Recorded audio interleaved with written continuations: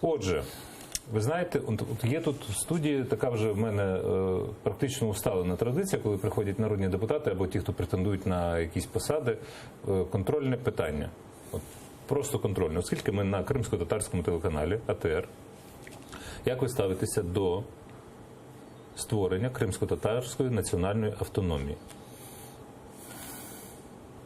Ви знаєте, позитивно. Ви знаєте, чому? Ні, ну все дуже просто. Розумієте, тут дуже велику роль грає геополітика. І кримсько-татарська економіка сьогодні в геополітичному плані, напевно, є достатньо виграшною для країни Україна. Це дуже серйозно. Економіка? Автономія. Автономія, да, бачите, я думаю, яка економіка? Це про економіку.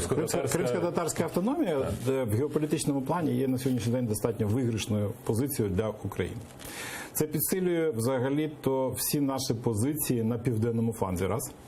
Це підсилює зв'язки з країнами Чорноморського басейну, два. Це підсилює можливості протистояти Росії. Я не думаю, що у кримсько-татарського населення є дуже велика, як ви казали, емпатія до Росії. Да? От, і можливості повернення Криму, і взагалі-то протистояння в Росії в цілому на південному флангі Європи. Ясно.